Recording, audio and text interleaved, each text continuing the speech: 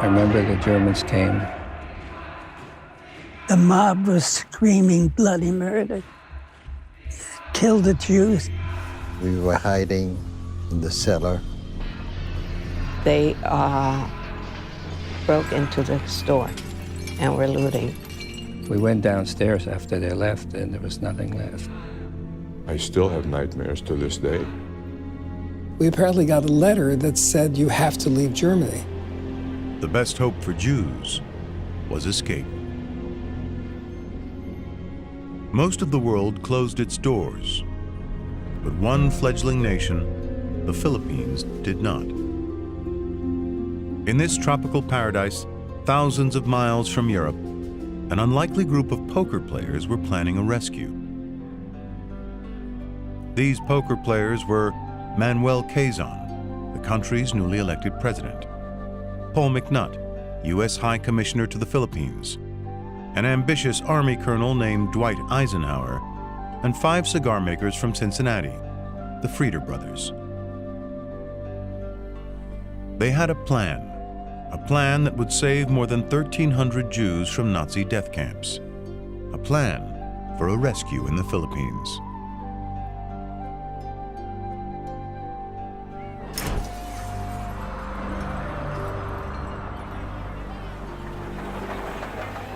How could anybody have known that it would get to be what it did? How could anybody have imagined that a whole nation would close its eyes and ears? And yet, you know what? I think it could happen anywhere again. Deutsches Volk, die ruht viele Jahre. Und ich werde hier. Beginning in 1933, Adolf Hitler and his Nazi thugs steadily transformed first Germany and then much of Europe into a living nightmare for Jews. Then in 1935, the Nuremberg laws came out, which stripped Jews of citizenship. All of their rights were slowly being stripped away. Jews were no longer Germans, even if they had fought and bled for their country in previous wars. My dad took all his medals, which had been framed, and took them outside and threw them into the fire. Nazi propaganda presented Jews as traitors, killers, monsters. Kids came and threw stones at me and called me dirty Jew. And worst of all, their loved ones could be taken at any moment. Nazis came in, knocked on the door, took my father out, and put him in the Dachau.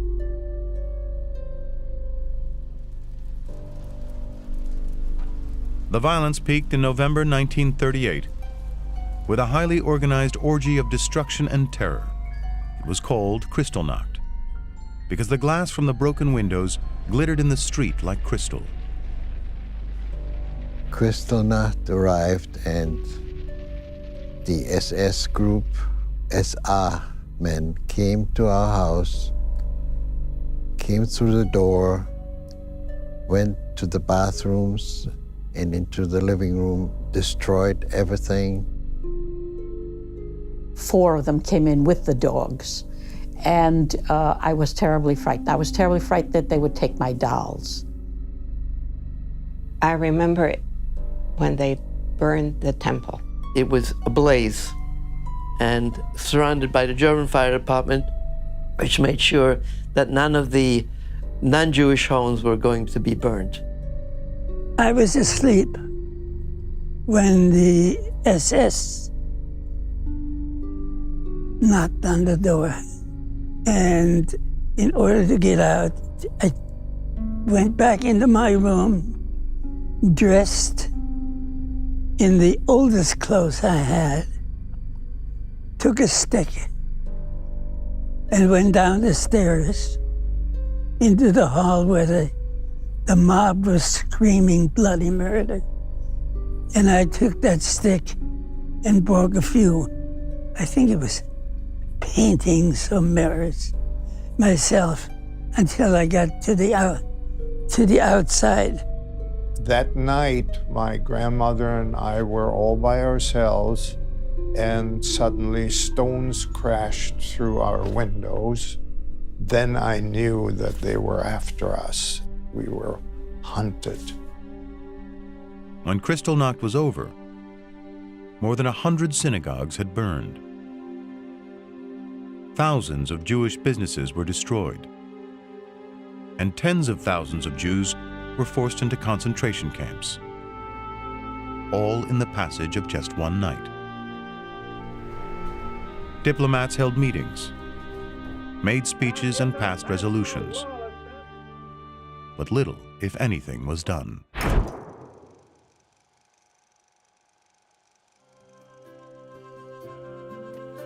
In one country half a world away, an escape plan to provide refuge for Jews was already underway. 6,000 miles from Berlin, the Philippines was a country most Europeans knew only from postcards. Much like the movie Casablanca, people lived by their own rules. Motor cars shared the roads with horse-drawn caramatas. And at the legendary Manila Hotel, the elite could sit and share a drink in air-conditioned comfort. For centuries, Manila had welcomed refugees. It was really a fantastic mix of different peoples. Czechs, Poles, Latvians, Lebanese, Middle East, people from the Middle East, Indians. It was a mixture. And I think that was one thing that made Manila such a cosmopolitan center, because all these people coming and going, trading, staying, mixing, intermarrying. The Philippines was once a U.S. colony, but in 1935, President Franklin Roosevelt signed a law making it a semi-independent commonwealth, promising complete independence in 10 years.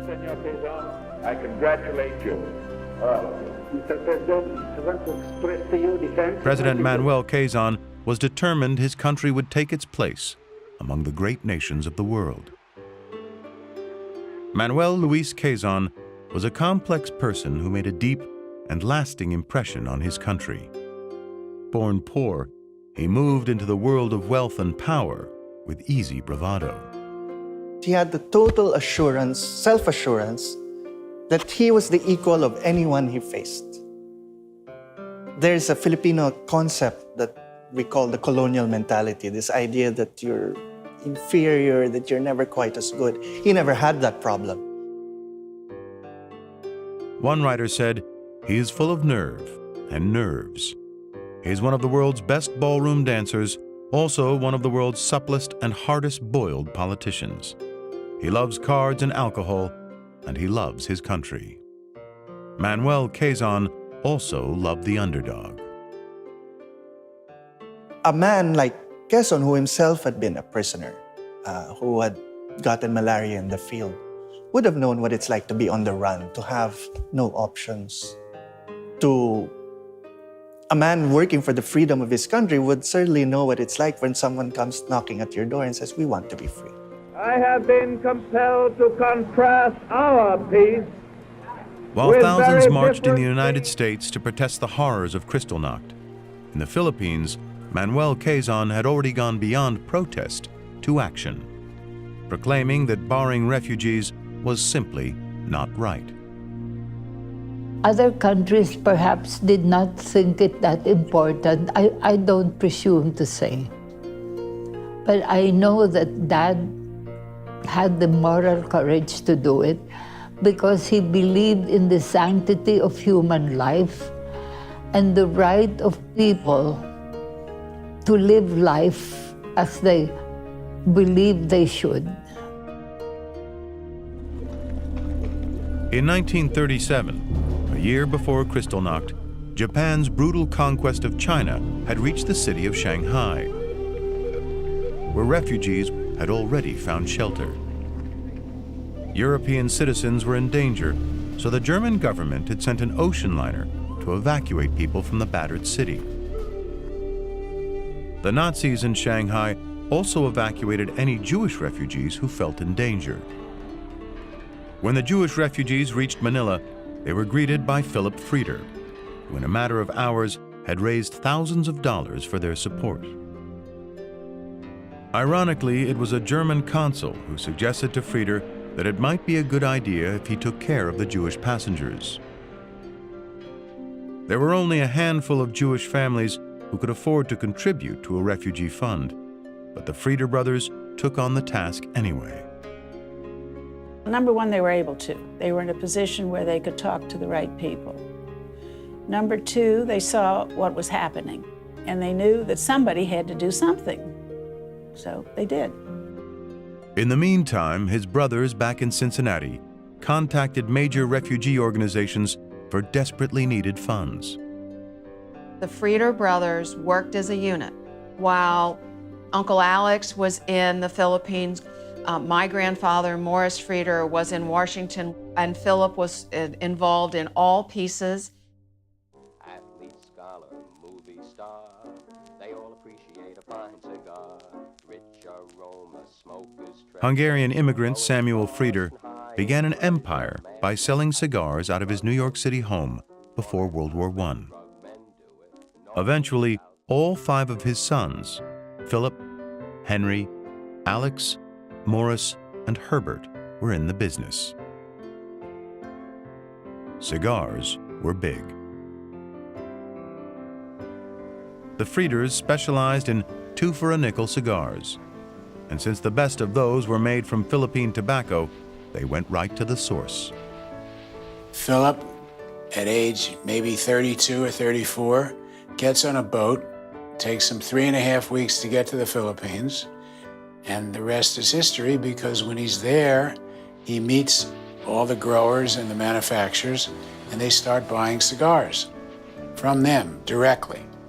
And then they figure out that it'd probably be more advantageous to them if they could do the manufacturing. In less than 20 years, S. Frieder and Sons had become one of the biggest exporters of Philippine cigars, producing 250 million stogies every year. This phenomenal success was the result of hard work and strong family ties. They were happy, family-loving, life-embracing characters. They were leaders in their community, so they seemed to slip seamlessly into being leaders in the Philippines. Back in Cincinnati, the Frieders all lived on the same block. They took turns overseeing the business in the Philippines, and as each brother brought his family for a 2-year tour of duty in Manila, they shared the big house on Brixton Hill Road. While the children swam and played, rode ponies, and had impromptu dance recitals, the adults moved within Manila's glittering social world. My grandmother kept a booklet of entertaining that she would do regularly, and there is an entry from September of 1939. And the people attending this dinner party at my grandparents' home in Manila were General and Mrs. MacArthur, Colonel and Mrs. Eisenhower, and the acting High Commissioner. In fact, evenings were just an extension of the working day. In Manila, having fun was a serious business. The Frieders had developed a close relationship with President Quezon over the years. They met when Quezon was in the Philippine Senate, and they were young men building a business. The relationship deepened as the cigar business grew, and Quezon rose through the political ranks. In 1937, Paul V. McNutt was appointed U.S. High Commissioner for the Philippines and joined this circle of powerful friends. The former governor of Indiana, McNutt made no secret that he was aiming for the White House in 1940, which probably accounts for why President Roosevelt banished him to Manila. But for McNutt, moral conviction trumped political ambition. Urged by Jewish allies back home, he championed European Jews despite anti-Semitism among American voters. He understood very well intolerance in American life and intolerance in American politics. In their drive towards independence, the Filipinos had elected a Congress and inaugurated a president. But a separate Philippine immigration law had not yet been written, and in this legal vacuum, Paul McNutt realized that approving visas was one of the very few powers still held by the U.S. High Commissioner. And a visa was a powerful document that meant a Jewish family could escape from Nazi persecution. Despite all the smiles at his swearing in, McNutt's relationship with Quezon was complicated until they discovered a mutual passion: poker. McNutt loved poker so much that he even had monogrammed mother-of-pearl poker chips. The games went long into the night. The Frieders were regulars at the table, and so was Colonel Dwight Eisenhower, the well-liked chief of staff for General Douglas MacArthur. MacArthur had been tasked to build a Filipino military strong enough to deter the looming Japanese threat. Eisenhower was a fantastic card player. He managed to pay for all of his expenses at West Point with his poker earnings, and he went on actually to give probably my grandmother her finest birthday presents based on his card-playing earnings. President Quezon especially appreciated Eisenhower's talents. Eisenhower was at one point writing speeches for my grandfather and was even given an office in the executive building in the presidential palace. His analytical mind went far beyond cards. The Frieders in particular valued his ability to organize even the largest task. Eisenhower clearly knew about the impending plans for the rescue. I think there's no doubt about it. My father was told by my grandfather that these plans were underway and had told his son John, my father, that in fact he had been asked to play a role in this. It was at these games that the friends developed a plan to build upon the success of the Shanghai rescue. It was a cause close to all of them. McNutt called Jewish refugees helpless and persecuted wanderers with no place to lay their heads. Eisenhower wrote in his diary, "Hitler's record with the Jews is as black as that of any barbarian of the Dark Ages." To Quezon, it was not a question of whether his country would help, but why other nations did not. For the Frieders, it simply needed to be done. They felt, because they were one of the 50 American Jewish families there, that that was the role everybody had to play if you're lucky enough to be in the Philippines. Try and get as many out as you could. The goal was to bring thousands of European Jews to the Philippines. But even with the legal authority to approve visas, Paul McNutt knew he needed to be holding a pair of pocket aces to deal with an unsympathetic State Department. One was support from President Quezon. Quezon had dealt with waves of immigrants before, and he was acutely aware of the voices of anti-Semitism in his own country. But Quezon stood strong. Even with Quezon's support, McNutt knew their plan could still be torpedoed because of the requirement that no immigrant could become a public charge.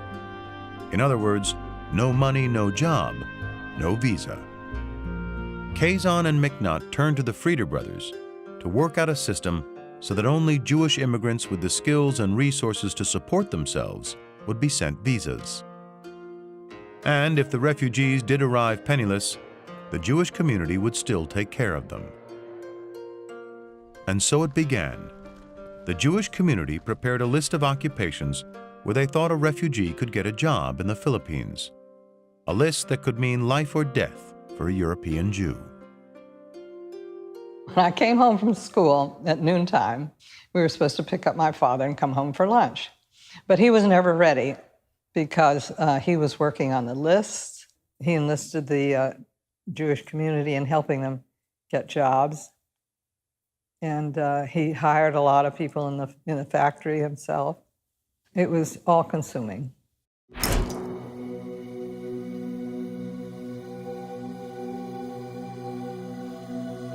The Frieders and others on the refugee committee chose who would be approved for a visa.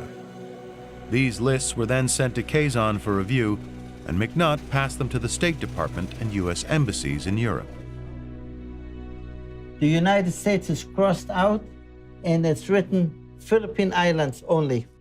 Now, plans could be made. For young Marta Miodowski, an Aryan girl married to a Jewish cigar maker, A Philippine visa was the key that released her husband from the infamous Sachsenhausen concentration camp. She got a taxi. Those camps were, of course, in the woods, and they had sentries. When he got to the second sentry, he said he wasn't going further, but my mother you didn't say no to. When she got there, she told them she had come to see the commandant. I had blonde hair. I looked like a real German, what they called a real German girl. She was an attractive woman, and they probably figured, oh, okay, he's got a little visitor. She told them she was coming to get her husband. Nobody questioned me that, that he was a Jewish guy. They had, I guess you call it roll call, and they were all lined up, and when they called his number, my dad wasn't going to move. He figured that was it. So she pointed him out, and took him back in the cab. He had thick, black, wavy hair, and shaved his head, naturally, in the concentration camp. And when Mom brought him, and I took one look at him, and I ran away, and my father was real upset. But what I did is I came back with a hat, and I covered him up. I could have stayed. They were offered it to me. They would announce my marriage. I said, I have a daughter. And I asked him, I said, what is going to happen to her? He said, for him to take a guess, she's probably going to end up in a concentration camp. And I said, no, thank you. We will leave. All of us, together. Even with a visa, it was a terrifying and dangerous journey to freedom. The border police wouldn't let us in. And so they took us out of the train and returned us to France and we went through the tunnel. There's a giant tunnel between France and Italy. And we went back and forth through that a number of times. The French in turn said, your visa expired. So bang, they put us back to go to Italy. In the meantime, our boat was leaving, and my father was desperate. He finally bribed somebody to get us an escort to the boat. My grandparents came, I never forget this, I still see my grandmother, to the train, and the goodbye was awful. Because my grandparents knew they may never see us again. And so it was a very, very emotional and tearing goodbye. More than a month after McNutt had begun his maverick visa process, the State Department caught on, demanding information about hundreds of Jews who were applying for visas to the Philippines. McNutt replied coolly that many refugees had already arrived, and then upped the ante, saying that 100 additional families were on their way. McNutt bucked the State Department. The State Department wasn't very nice in those days, and I think he gambled his whole political career on doing this. The U.S. Secretary of State pointedly warned the Philippine government that they still had to abide by U.S. immigration policy, but Quezon and McNutt stayed resolute. And while this bureaucratic battle raged, desperate passengers fleeing Europe on the SS St. Louis were denied entry to Cuba, the United States, and Canada. They were forced back to an uncertain future in Europe, a Europe where the systematic murder of millions began with the invasion of Poland in 1939. Concentration camps would soon transform into death camps, and the trains, filled with helpless victims, would begin to roll.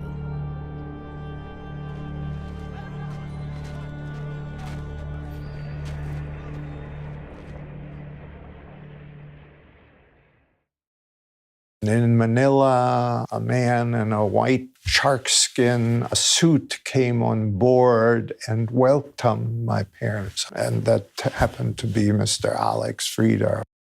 We had open house for the refugees every Friday night, and the table was piled high with fried chicken and orchids from the garden. The half-dozen families in the Jewish community who could afford it were donating a portion of their income every month. Their donations were as high as $2,500. That would be almost $40,000 today. But it wasn't enough. Back in the States, the Frieders continued to raise funds from Jewish refugee agencies to support the growing rescue operations. In Manila, they ran 5 community houses where refugees would share expenses. And there were a number of families in there before they settled anywhere in the city who were living in, I think it was a large room, and we slept in a room that was divided up by bed sheets. For many children, Temple Emil, the only synagogue in the Philippines, was the center of their lives. The Jewish community was a cohesive community, and we all got involved in a synagogue and in the Jewish community, per se. So we all got to know each other. The ancient story of hope was in direct contrast to German tanks rolling into Denmark and Norway, happening at almost the same moment.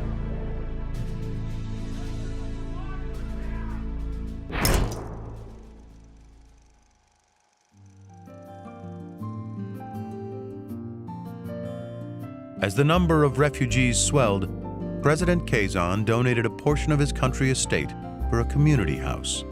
It was named Marikina Hall. Dozens of refugees attended the opening ceremony, a celebration for the entire community. Marikina Hall was actually property that he had bought that was supposed to be the nest egg for my father. It was going to be the land that would make sure that my father would have a good living after his father was president. This is what he devoted for the place that the refugees could stay in. At the dedication of Marikina Hall, there were the speeches, and that was very evident that they wanted 10,000 Jews, Quezon and the Frieders were helping, to come to the Philippines. President Quezon was speaking of a plan to bring tens of thousands of Jews to establish a farming community on the remote island of Mindanao. Keen observers of world events, the poker players were well aware that time was running out for European Jews, so they once again upped the ante. Paul McNutt informed the State Department that Quezon was willing to take as many as 30,000 Jewish families. According to Philip Frieder, President Quezon was in favor of settling as many refugees as possible on Mindanao, saying he'd be happy if 1 million arrived. Quezon was a good Catholic, and he thought the most unreligious thing he could think of was to think badly towards the people that gave them their Savior. And I just love that quote. The reaction from the U.S. State Department was negative. One memo said that 2,000, not 30,000, was a more realistic number, and warned that, quote, few members of the Caucasian race can endure the hardships of the jungle island. In Manila, General Emilio Aguinaldo, Quezon's political rival, grumbled that Jews are dangerous people to have around in large number. Despite this opposition, Quezon kept pressing to settle refugees on Mindanao, although the plan was lowered to 10,000 families and stretched out over a period of many years. The Frieders never gave up on Mindanao, conducting land surveys and lobbying Filipino lawmakers. On November 21, 1941, the final contract for the purchase of land in Mindanao arrived in New York. The poker players had bet the pot, and they had won. Thousands more refugees could come to the Philippines.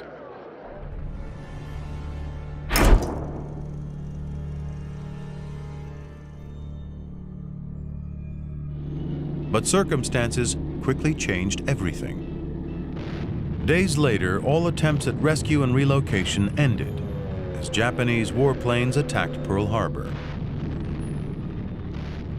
Within hours, Japanese bombers also appeared over Manila. And the bomb attacks continued even after MacArthur pulled the American troops out of Manila and declared it an open city. It was an attack that many Americans had dreaded. My mother kept cyanide pills in her medicine cabinet so that if the Japanese ever captured us, she was prepared to take, as I say, cyanide pills and give them to my brother and myself.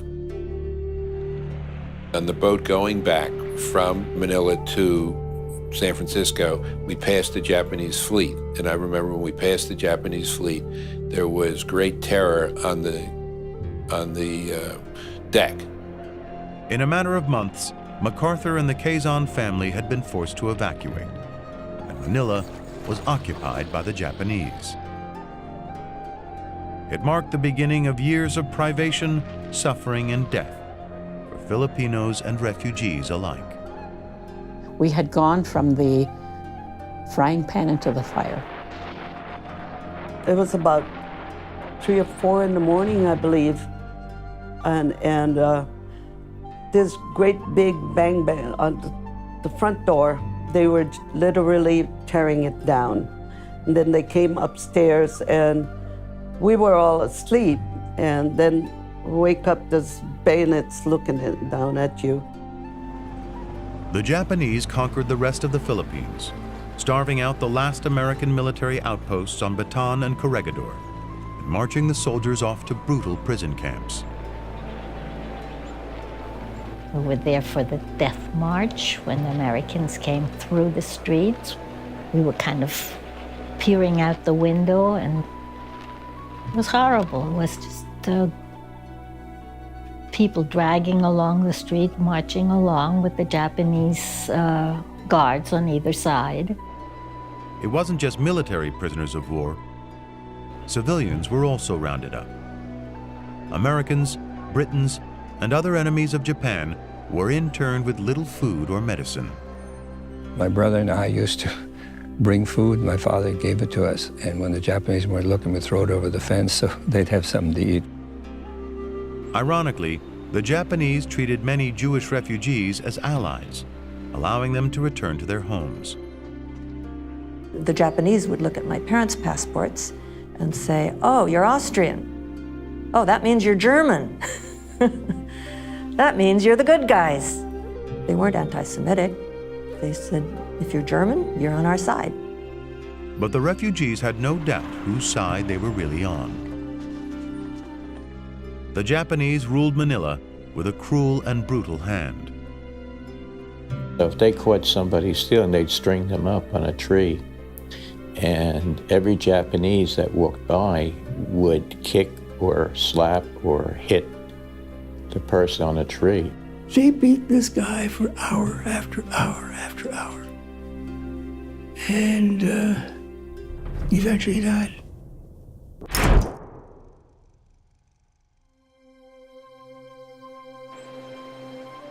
After almost 3 long years of Japanese occupation, General MacArthur made good on his promise to return and liberate the Philippines.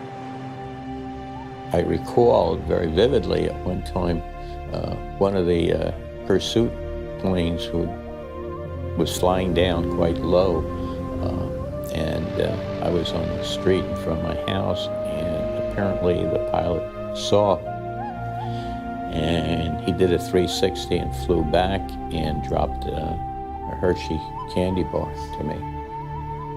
We split it, like 30 different ways. Everybody got a taste of it. It was great because it was one step closer to liberation, But the war was not over, and despite MacArthur's return, the worst was yet to come. Japanese Supreme Command issued orders to kill or burn everything in their path as they retreated from Manila. You could see Manila burning for a whole week. and it was so bright, and it never died for a whole week or so. The fires were just burning and burning and burning, and we were right in the middle of it. The horror of being caught between two armies seemed like it would go on forever.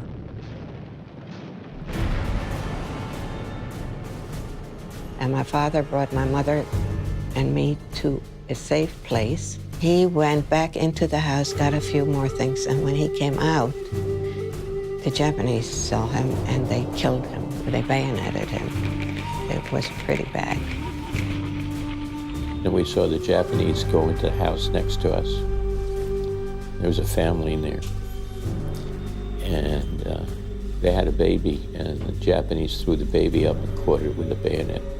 We were lined up against the wall, and they started to load their rifles, and they were going to shoot us on a firing squad. And we begged for our lives. Right next to our house, and the others in the back of our house, a house had burned a day or two before. The houses had corrugated roofs, so we went under the corrugated roofs to lie down.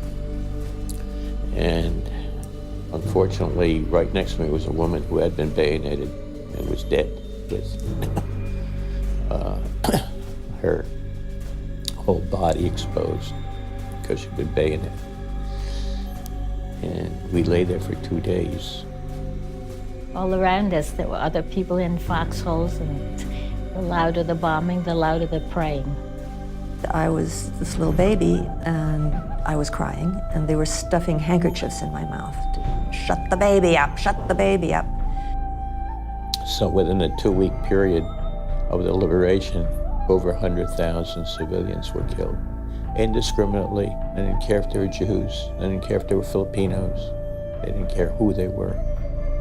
In the fog of war, it was hard to tell friend from foe. They heard footsteps close to the foxhole, stopping right at the edge. And they said, "We're doomed. They found us, this is it. Baby gave us away. We're dead." And the next thing they heard was, "Anyone want a Chesterfield?" Guy slid down, he had his rifle, he was looking all around. There was, I don't know, 20, 30 people in there. And it turns out when he came down, his helmet flew off, and it was blonde and blue-eyed. And we grabbed him and we kissed him, and he said to us, "Ladies and gentlemen, please, I got a war to fight. Let me go." Finally, the war was really over. We went through some very hard times there in the Philippines. There was no picnic there. But as you see, we survived. Refugees and many of the Jewish soldiers who had rescued them gathered at the San Lazaro racetrack for the first night of Passover. It was a wonderful experience. It brought to mind at that time that we were really free. The boy who asked the 4 questions was 10-year-old George Lowenstein.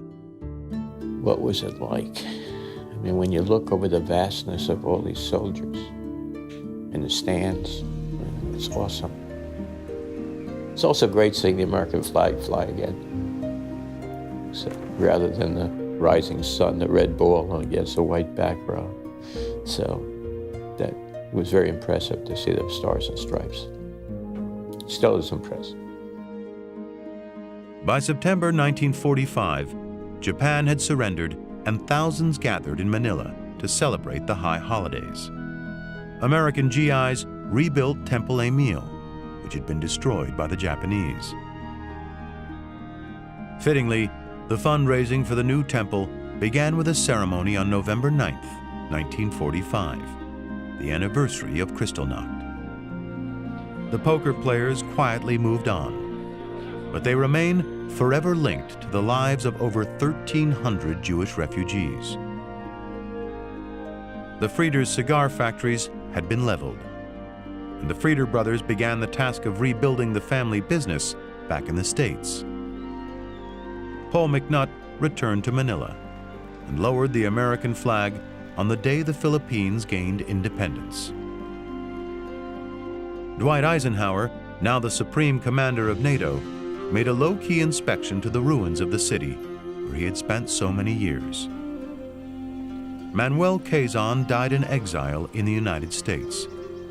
He never got to see the Philippine independence which he had fought so hard for, but his accomplishments live on. Most Filipinos are familiar with Schindler's List. Very few Filipinos know that Quezon was in his own way a kind of Schindler. And it has come out, and I think people have been proud of that. What the Frieders created was an opportunity to escape, but an opportunity also to live and to develop and created a future for so many. It's one thing to sit around a card table and talk about a worrisome situation, even a dire situation. It's quite another to actually take some action. And I think that's why this is a story for all time. In that historical moment, they were heroes, but they don't necessarily see themselves as heroes. It looks like they were just doing the right thing, and they responded to a crisis in the right way. To me, Hitler lost 2 wars. He lost the regular war, and he lost the war against the Jews. At the Open Doors Monument in Israel are written the words of President Manuel Quezon.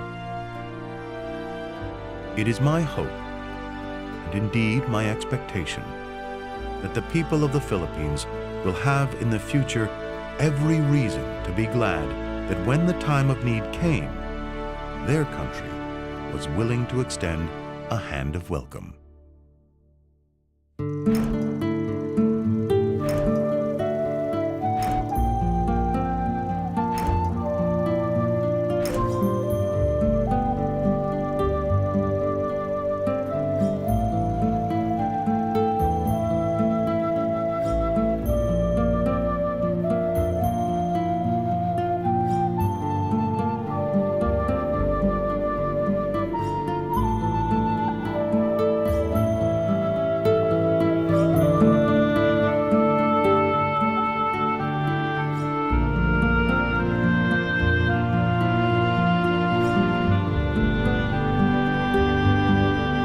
Funding for rescue in the Philippines is provided by